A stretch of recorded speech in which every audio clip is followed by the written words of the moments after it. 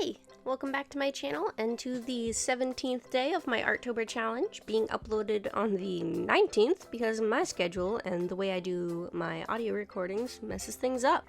Essentially, everybody was home and I didn't have a quiet place to record my audio without interference. So, doing it Monday morning when literally no one is here and I'm barely awake. Anyway, I explain how this challenge works in my other videos for the month, which I have linked down below, and will eventually put all of them in a playlist, probably at the end of the month. Basically, I have several prompt lists I wanted to do, so I randomized which one I do, as well as the day and the color palette. Today, I spun the wheel, and it landed on Witchtober.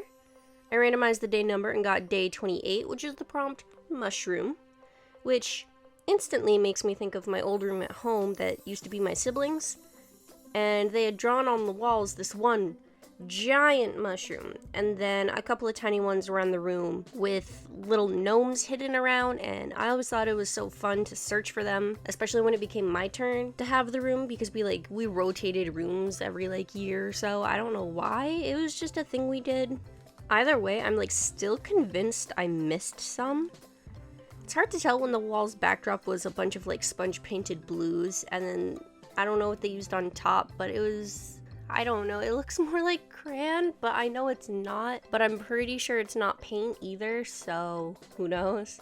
So the random palette, though, that I got is going to make it difficult for me to recreate my old bedroom, which was the initial plan, because those on the wall were red and white, classic mushroom, and there's no red in this set of colors, so it's time to experiment.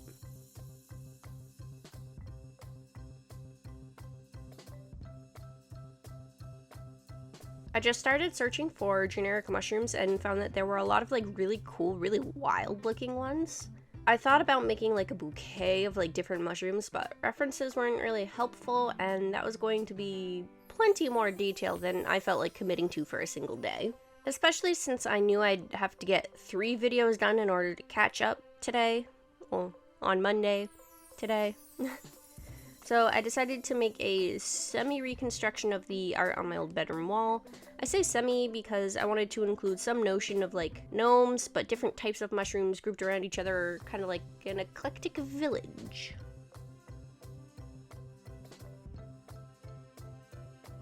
I really like drawing the ones with, I'm gonna call them skirts, around the stalk of the plant, the part that fans out. I think it gives an interesting shape and just the right amount of detail I'm looking to give. My favorite ones to draw though were the tiny ones grouped together on the single plant. Fungus, sorry, they're fungi, my bad. Either way, I love them. They look like tiny little umbrellas or jellyfish. Yeah, I don't know, I just think they're neat. When it came to arranging them, I knew I wanted a pretty ordinary one in the center with a door at the base among the grass. From there, I just sort of plopped other types of plants onto the page in a way that just looked right.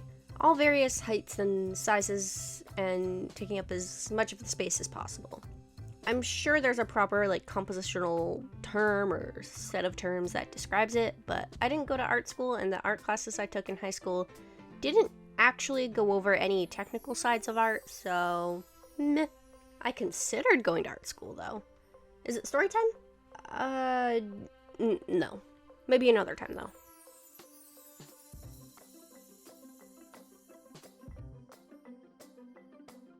So, I apologize that a lot of the sketching is super light and hard to see. I knew I wanted to work with the Arteza brush pens again, so I was using my coal erase pencil that I knew would melt into the color scheme once I started adding water and would look much better than if I used regular graphite, because regular graphite with a bunch of water smudges into the colors and it looks bad. So yeah, I used a lighter pencil, sorry. I tried messing with lighting settings in post, but I couldn't really make the lines stand out any clearer.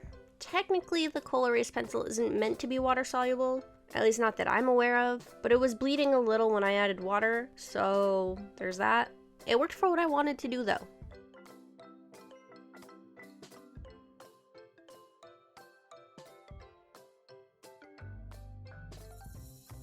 I knew going into this that I wasn't going to use the water brush that came with these brush pens this time around. The leaking just made everything way too difficult to work with, So instead, I used a Princeton round brush, I think like a size 2, pretty small, and used a mix of techniques that I remembered from watching others use these pens the previous day. I liked wetting the page first, then adding color and pushing the pigment around with the Princeton brush afterwards. It worked well, and it got the nice like watercolor effect that people generally like about that medium, you know? It was fun and pretty and calming to work on, which is a welcome change to what happened in the previous century. You'll have to watch that video to figure out why. I got pretty peeved, to put it lightly.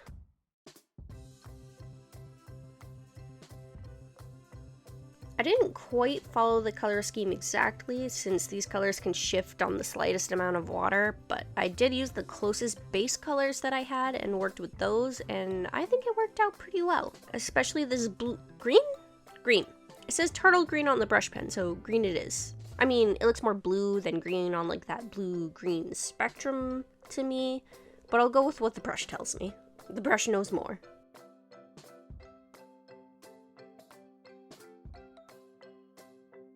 I did run into the same problem I tend to run into a lot with water-based mediums though, and that is being patient.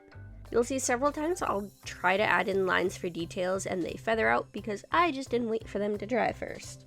It's like I need someone to physically stop me before rushing, because in the moment I'm so zoned into the art that I don't realize I can slow down and back off. And it's not like I can set a timer because I have no idea when it'll go off, and I don't want it pulling me too far out of the artwork and the flow that I stop working on it altogether, because that happens a lot too. I have several unfinished works in my sketchbook and an acrylic painting that needs to be finished, and I'm probably not going to finish them. But that's okay. Not all artwork is meant to be finished.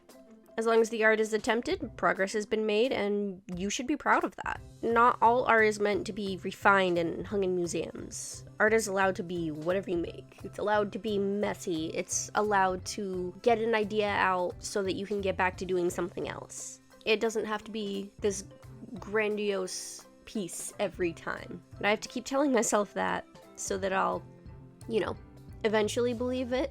Because I think that's where I got stuck for the longest time. I only drew if I knew I was going to make a complete work. The sketching and the planning would be there, but it would integrate into the final piece in the end, so I didn't have any preliminary sketches to show for it. Meaning, I almost never drew because I needed it to be perfect and presentable and able to be completed into something finished and professional. Or at the very least, show it to someone and be proud of it. And I think this Artober has really helped me kind of break that line of thinking, because I'm doing it every day and showing it, and it's definitely not my best work. I've done better. You can go on my Instagram or my Twitter, link down below, and there are works that I've done that are definitely better than this. These are obviously done, filmed, and edited daily, so I'm not making it my absolute best, but I'm definitely trying. And for having perfectionism to a fault, it's been nice. It's really helped. Now I know that art can be crappy or unfinished or imperfect. Am I gonna fall back into the perfectionist trap though at some point? Probably. But at least now I'll have video proof that I was able to climb out of it once, both for myself and, maybe for those of you who have a similar issue. So yeah, I hope that helps.